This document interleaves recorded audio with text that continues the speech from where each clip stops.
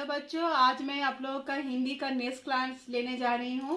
तो मैं क्लास 7 का सब्जेक्ट हिंदी थर्ड लैंग्वेज मैं चैप्टर 6 आधा इनाम, ये चैप्टर मैंने आपका स्टार्ट किया था।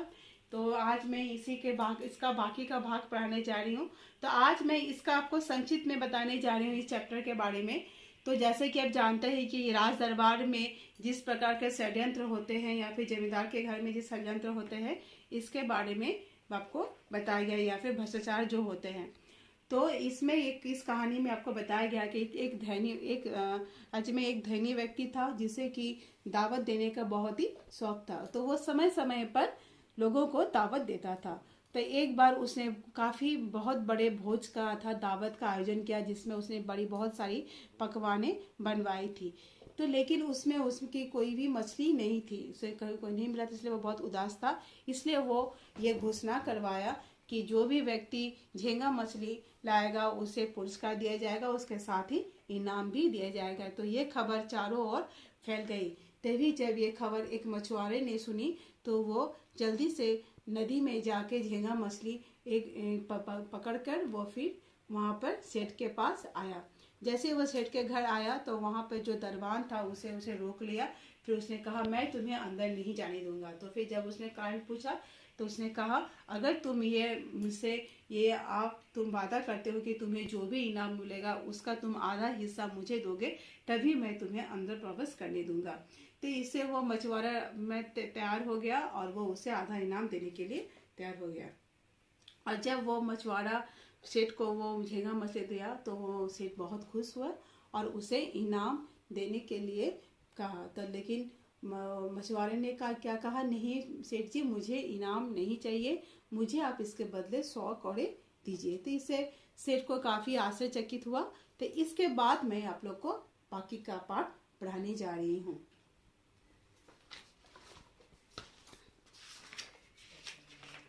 इसमें क्या है देखिए, पेज नंबर 42 निकालिए। नौकर ने मछुआरे के पीठ पर कोड़े मारना शुरू किया। फिर नौकर ने क्या किया, मछुआरे के पीठ पर कोड़े मारना शुरू कर दिया, क्योंकि उसने तो कहा था कि उसे कोड़े मारने के लिए। अभी मछुआरे की पीठ पर 50 कोड़े ही लगे थे। जब उसके पीठ पर जस्ट सिर्फ 50 कोड़े ही लगे थे, तब मछुआरे ने नौकर को कोड़े मारने से रोक दिया। तभी अचानक मछुआरे ने उसे कोड़े मारने से रोक दिया। उसने सेठ से दरबान की बुलवाने की प्रार्थना की। उसने सेठ से प्रार्थना की कि आपके द्वार पे जो दरबान है उसे कृपया आप बुलवाएं। सेठ ने तुरंत दरबान को बुलवा दिया। उसको देखकर मछुआरा हंसा और बोला। तो दरबान ने जब सेठ को बुलवाया तो सेठ ने तुरंत दरबान को बुलवा दिया। फिर उसको देखकर मछुआरा हंसा और बोला, सेठ जी, बाकी के जो 50 कोड़े हैं वो दरबान के पीठ पर लगवाए जाएं। फिर जाए क्यों? सेठ ने पूछा। सेठ ने पूछा, वो आश्चर्यचकित होकर पूछा, क्यों उसे 50 कोड़े क्यों लगवा जाए? उसे लगा कि 100 कोड़े तो मछुआरे को लगवाने थे, फिर तुम उसे क्यों कह रहे हो कि बाकी 50 कोड़े दरबान को लगवा जाए? उसने ऐसा क्या अपराध किया है? इसने मुझसे आधा इनाम लेने की शर्त रखकर ही मुझे आपके घर के अंदर आने दिया था, मछुआरा बोला। उसने क्या कहा, मछुआरे ने क्या कहा कि जब मैं आपको झींगे मछली देने आ रहा था तभी वो मुझे वहाँ पे रोक के कहा कि तुम्हें इनाम में जो मिलेगा उसका मुझे आधा हिस्सा दोगे, तभी अंदर आने को मिलेगा। तो उसने यही सेठ जी से कहा। मछुआरे की बात सुनकर सेठ बड़े असमंजस में पड़ गए। जब मछुआरे की बात सुनी तो सेठ को बहुत ही आश्चर्य हुआ। उसने मछुआरे से पूरी बात सुनाने के लिए कहा। तो उसने मछुआरे से कहा कि तुम मुझे पूरी बात सुनाओ कि क्या घटी थी। मछुआरे ने शुरू से अंत तक का हिस्सा सुना दिया। वो पूरा किस्सा वो सेठ जी को सुना दिया। मछुआरे की बात सुनकर सेठ को दरबान पर बहुत क्रोध आया। फिर मछुआरे की बात सुनकर दरबान पर बहुत ही क्रोध आया। उसने दरबान की नंगी पीठ पर 50 कोड़े लगवाए और नौकरी से निकाल दिया। तो उसकी जो नंगी पीठ पर जो है 50 कोड़े लगवाए और उसे नौकरी से निकाल दिया, क्योंकि उसने अपराध किया था। सेठ मछुआरे की ईमानदारी और सच्चाई से बहुत खुश हुआ। वह उसकी ईमानदारी और सच्चाई से काफ़ी खुश हुआ। सेठ मछुआरे की ईमानदारी और सच्चाई से बहुत खुश हुआ और उसे दुगुना धन तथा सम्मान देकर विदा किया। तो इसमें सेठ जब मछुआरे की ईमानदारी और उसके सच्चाई से खुश होकर उसने जो जो तय राशि थी उससे वह अधिक धन तथा सम्मान देकर विदा कर दिया। मछुआरा अपनी ईमानदारी और सच्चाई का सही नाम पाकर धनी हो गया और मजे से शेष जीवन बिताने लगा। तो इससे क्या हुआ, मछुआरा अपनी ईमानदारी और सच्चाई के कारण उसे दोगुना इनाम मिलने के कारण वो धनी हो गया और अपना जीवन आराम से बिताने लगा। तो इससे आप लोग को क्या सीख मिलती है कि अगर आप किसी का बुरा चाहते हो या फिर कोई षड्यंत्र करते हो तो उसका दुष्परिणाम भी भुगतना पड़ेगा। जिस प्रकार से यहाँ दरबार ने एक षड्यंत्र के दौरान गलत नीति की को अपनाकर वो धन उपार्जन करना चाहा तो क्या हुआ, उसका परिणाम उल्टा हो गया, उससे उसकी नौकरी से हाथ धोना पड़ा। और दूसरी तरफ अपनी सच्चाई और बुद्धिमत्ता का परिचय देते हुए मछुआरा अपने तय रत्न से दोगुना इनाम पाकर वो काफ़ी धनी हो गया। तो ये आपका चैप्टर समाप्त हो गया है। आशा करती हूँ आप लोग को ये समझ में आ गया है। तो मैं आप लोग को कुछ शब्दार्थ बताने पहले मैं आप लोग को इसका जीवन मूल्य बताऊंगी।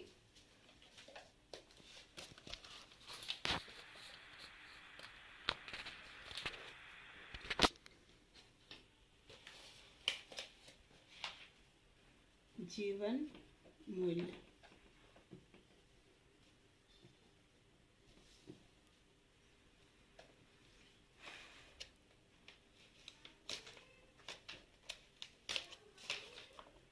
भ्रष्टाचारी को सजा दिलाना। भ्रष्टाचारी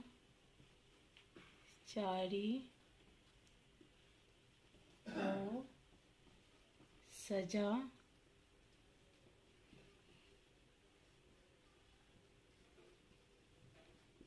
दिलाना। तो इसमें क्या देखते हैं, जो भ्रष्टाचारी है उसको सजा दिलाया जाता है। ठीक है, जिस प्रकार से यहाँ पे दरबार ने भ्रष्टाचारी किया, वह गलत नीति को अपना कर धन उपार्जन करना चाहा तो उसका फल उसे क्या मिला, मछुआरे ने उसे सजा दिला दिया। फिर आपको मैं शब्दार्थ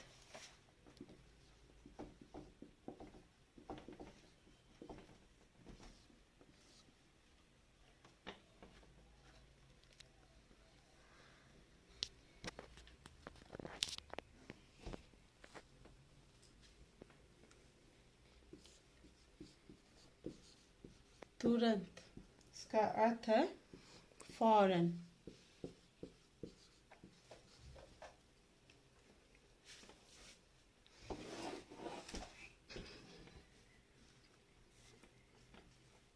फौरन। असमंजस,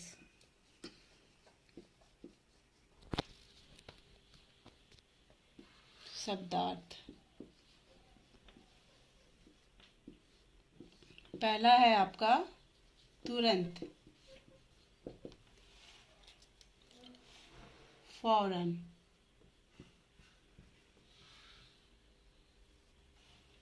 फिर है आपका असमंजस,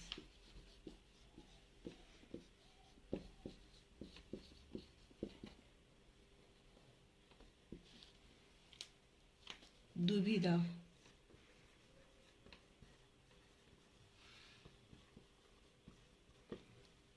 फिर है आपका सम्मान,